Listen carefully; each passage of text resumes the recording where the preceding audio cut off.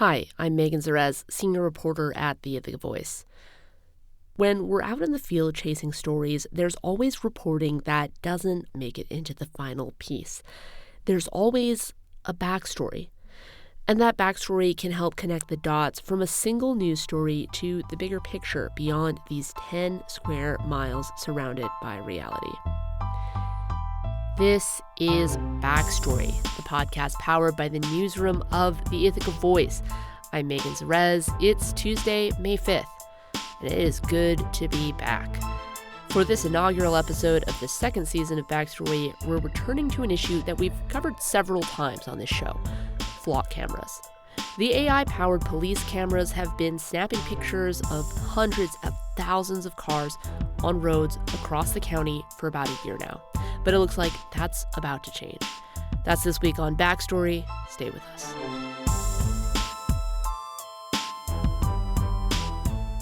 Backstory is supported by Centralis Health, connecting our community with accessible, compassionate care that's built around you. From same-day appointments to long-term wellness support, Centralis Health helps you stay healthy and informed. Learn more at centralishealth.org.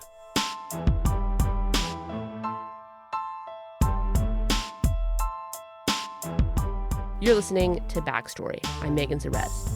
Last spring, dozens of AI-powered cameras began to pop up at intersections around the county. These cameras and the software that powers them allow law enforcement to track the path of a specific vehicle as it travels through this network of cameras. The idea is to help police officers respond more quickly to crime. But activists have been pushing back, and now elected officials are reversing course. It's less than a year since those first cameras were installed, and as we're finding out, just because the contracts aren't being renewed doesn't mean the cameras are actually going away. My colleague Jimmy Jordan and I have been covering this debate over these cameras from the initial contract to their installation and now the process of their removal. Jimmy, how is it feeling to be back behind the mic? I'm stoked, happy to be back, happy to have the podcast back on the air. Let's get talking. All right, so to start off, these cameras are manufactured by Flock Safety. It's this Georgia-based company. Let's just quickly go over how this technology works. Yeah, so these cameras take pictures of every single vehicle that passes through their range, and there's an AI software that scans the photos, this data that those cameras collect, goes into this big database, and things like license plate numbers, vehicle makes, models, color, as well as, other more unique features like dents, scratches, bumper stickers, and decals. All this can be searched by the law enforcement agencies that have contracts with Flock, and they can track the path of any vehicles matching that description that may have passed, in front of those cameras. Right. And that huge extent of the data collected, like every single, car or vehicle that passes through that range, that is a big part of the reason why these cameras have raised alarm bells for a lot of people. The other really big part of that opposition deals with another feature of Flock's technology, which is this ability for police departments, that have contracts with Flock to share their data with other law enforcement agencies or other people who also have contracts with that company. So tell me a little bit about how that data sharing works. Yeah, so, different law enforcement agencies have contracts with Flock, and the data collected in one city or municipality can be reviewed by another one. The contracts can have specifications in them, like the city of Ithaca limited the agencies that could view the data it collected to the county and other local places, but that changes from contract to contract. So that data sharing capability is one of the things that makes Flock at once really appealing for law enforcement because it enables collaboration, but it's also what makes them really controversial and sort of supports what activists would describe as this, mass surveillance project, this mass surveillance company. You mentioned that Ithaca Police Department has limited access to their data to law enforcement agencies within Tompkins County. Initially, I believe it was law enforcement agencies only in New York State. It's sort of been winnowed down since then. But other than local law enforcement agencies, there's obviously a lot of concern around some federal law enforcement. ICE, Immigrations and Custom Enforcement is the most controversial agency that could get access to Flock data. Local law enforcement agencies have agreements. Some across the country have agreements with ICE to share information. And that's the thing that really pushed local activists to oppose flock safety. There's no evidence that the city of Ithaca's police department or the county sheriff supported anything to do with ICE. We live in a sanctuary municipality, right? The city has decided that it didn't want to have its law enforcement agencies cooperate with ICE. But like the fear that data gathered here in Ithaca or Tompkins County via these flock cameras could fall into ICE's hands and potentially facilitate deportation that a lot of people in this community would feel is, unjust. Yeah, and we'll come back to that a little bit later. But within Tompkins County, what are the other law enforcement agencies that currently have contracts with Flock or at one point had contracts with Flock? There's the village of Trumansburg, although they are moving away from Flock. That's what the Board of Trustees recently signaled. There's also the village of Cuga Heights. There's the town of Groton, and Cornell's police department also has a contract with Flock. Right. And of course, we mentioned this already, but the city of Ithaca and Tompkins County, so the Ithaca Police Department and the Tompkins County Sheriff, both of those entities also have entered into a contract with Flock. Right. We know that in the city of Ithaca and in Tompkins County, elected officials have opted to not renew the contracts with Flock. But the thing is that the cameras are still up. They may still be functional. There are several different agencies that do operate cameras within city limits, not all of which have terminated their contracts. But what's the timeline for those cameras to actually come down and that data to actually stop being collected? Yeah, so we reached out to the city with this question. May 23rd was the day they gave us that the contract is going to expire, but they didn't say when the cameras would technically be turned off or taken down. We asked those specific questions, but what they said is the contract ends May 23rd. Right. And as far as what we've seen, it seems like a lot of those cameras are just still up. Yeah, the cameras are still where they were. It's really interesting, Jimmy, is that even though the cameras are still up there, they are still taking pictures of cars. I'm looking at this transparency dashboard for the city of Ithaca's cameras. In the last 30 days, all these cameras have detected 208,000 vehicles.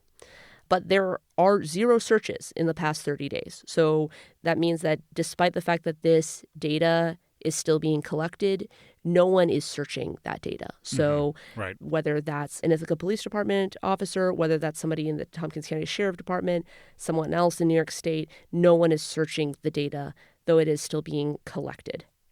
Right. Yeah, and that's a good point. It's a good note. When did the Common Council pass the resolution calling for the contract to not be renewed?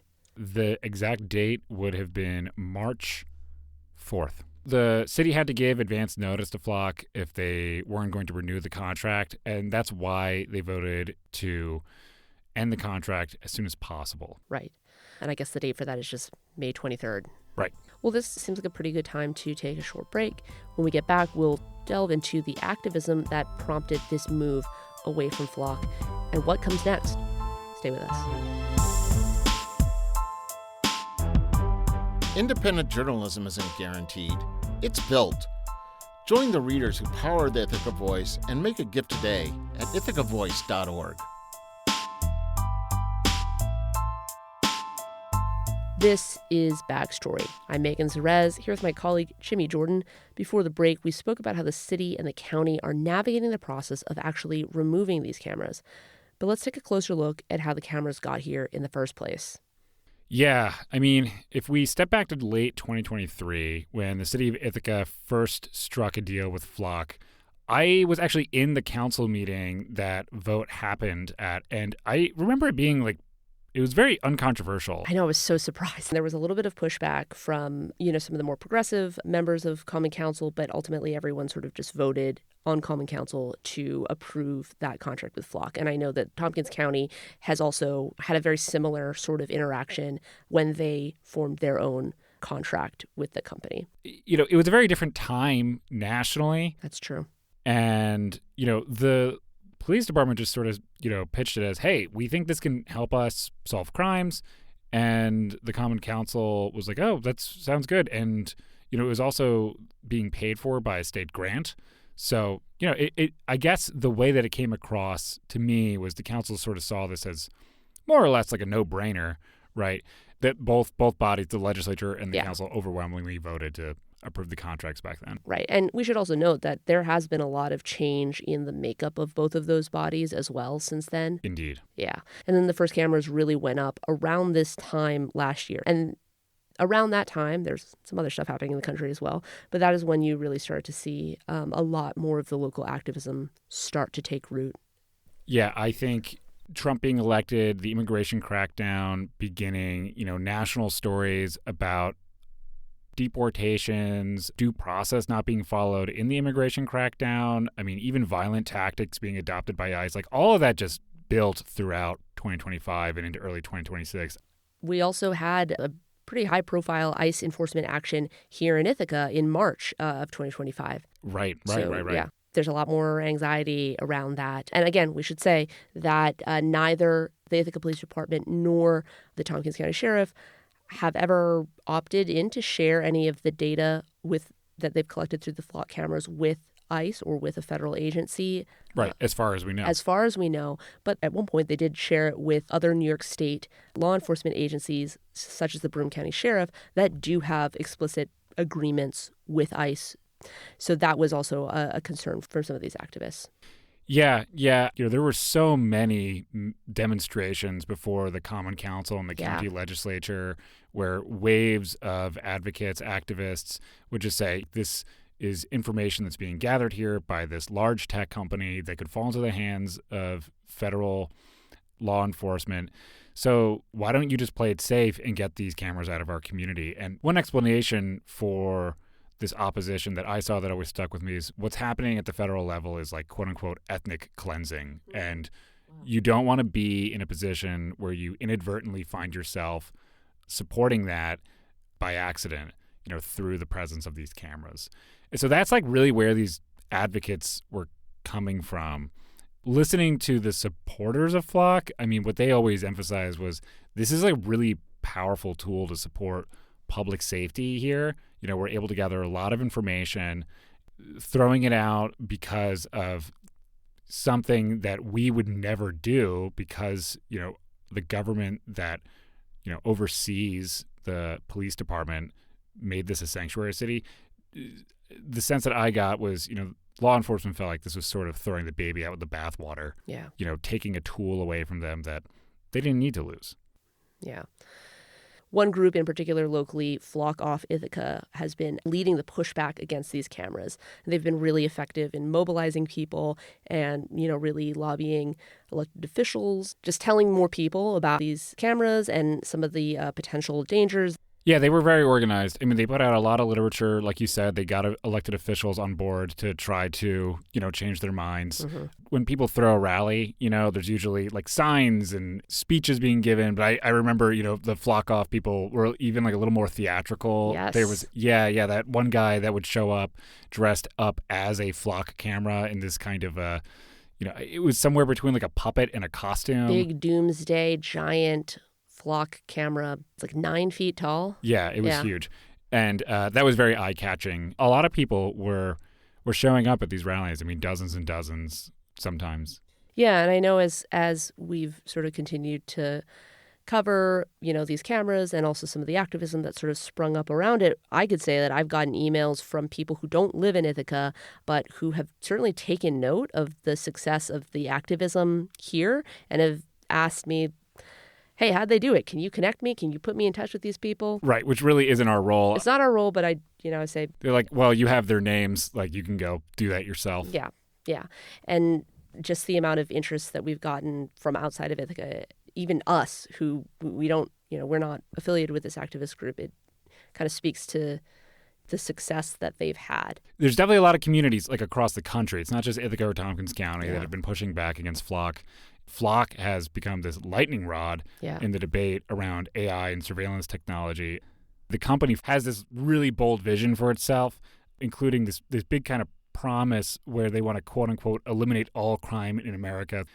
And Garrett Langley, the CEO of Flock, has sort of become this, I guess, like boogeyman to the anti-surveillance advocates in the world. he has really pushed back on the criticisms of the company. And, for instance, there's this grassroots self-described anti-surveillance group called DFLOC, which maps flock cameras across the country. And in this 2025 interview with Forbes, Garrett Langley called DFLOC a terroristic organization and described its primary motivation as quote-unquote chaos. He said they are closer to Antifa than anything else. Oh, wow. That's some strong language for sure. And we should also know, this organization, DFLOC, if you go on their website right now, you can see it's not a complete picture of all the cameras that are here in Tompkins County, and there may be inaccuracies because it's open source. It's just people sort of reporting these things, but you can see at least a number of the cameras that are here locally on that map.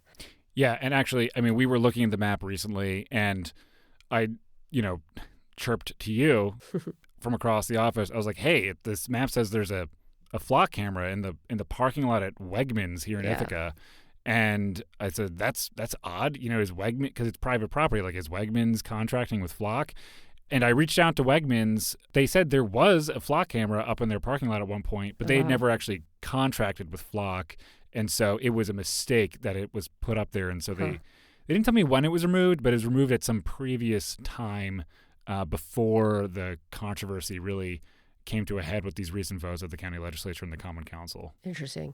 Yeah, if you go on Flock's website, they are advertising those cameras not only to law enforcement, but they're also advertising it to owners of, say, apartment complexes or basically companies. So anyone can sort of have an agreement with Flock and, have these cameras installed to whatever ends. So in looking forward, the funding that pays for these cameras, at least for the city and the county, it comes from this state grant program that's meant to cut down gun-involved violence using technology. And there are certain limitations on how cities and counties can use this money. In the past, where there have been sort of attempts to push elected officials to, cancel the contract with Flock, lawmakers have argued that getting rid of this technology early might mean that the county might forfeit this grant from the state.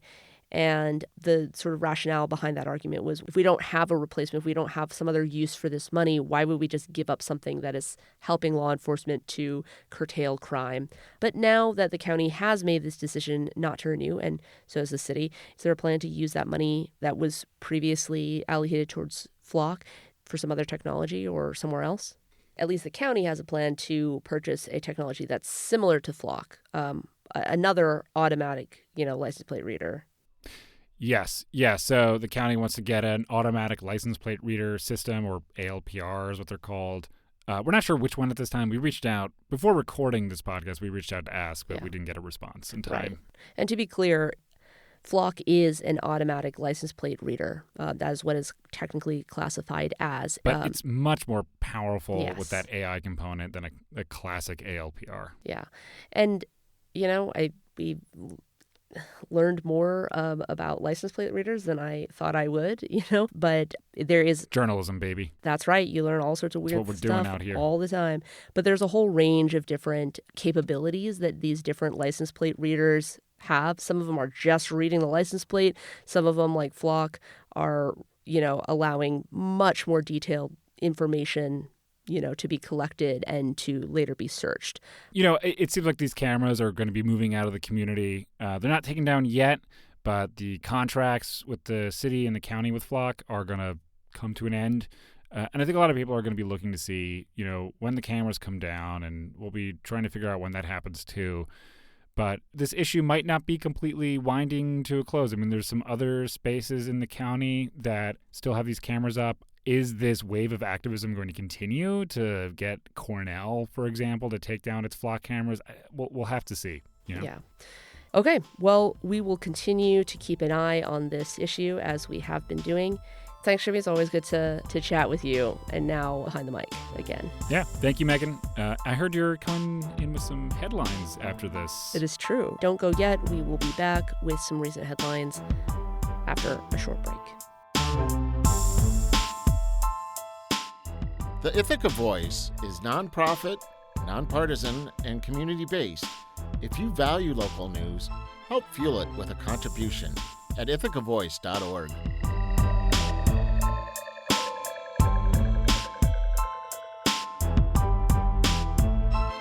Here's some of the other news we've been covering. Cornell President Michael Kotlikoff allegedly backed his car into a student and ran over the foot of another last Thursday. The students had followed Kotlikoff to his car to question him after an event about the war in Gaza. You might have already heard about this one because the incident made national headlines. Neither student sustained serious injuries. And Lansing's planning board got a look at the plans for the proposed AI data center from company TeraWolf.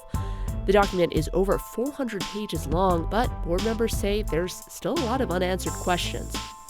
And mental health care workers at Family and Children's Services of Ithaca voted to unionize last Tuesday. Meanwhile, at Bang's Ambulance, it's been over 3 years since workers there first voted to unionize. There is still no contract. The union filed a formal complaint with the National Labor Relations Board on Friday. Finally, Groton's only gas station sold the winning ticket in Saturday's state lottery drawing. That jackpot is worth some $9.8 million. So, if you see any fancy cars driving on Groton in the coming days, maybe that's why.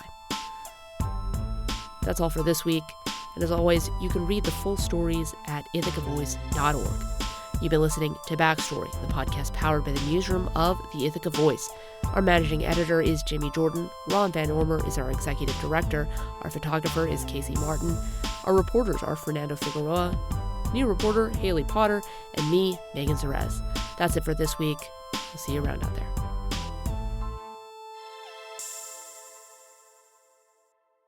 Journalism, baby.